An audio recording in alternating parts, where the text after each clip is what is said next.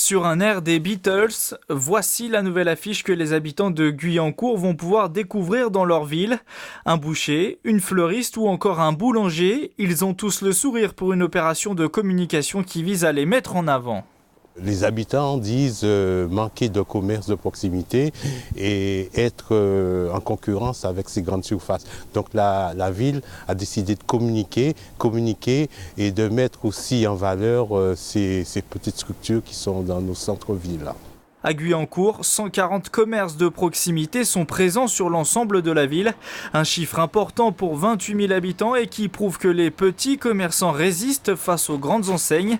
C'est le cas de ce pressing qui profite des nouvelles constructions de logements et de la présence des entreprises à proximité. La clientèle, je dirais, c'est essentiellement des jeunes qui dépendent beaucoup du technocentre qui est à côté. Ça fait tourner la maison de la presse, ça fait tourner la boulangerie.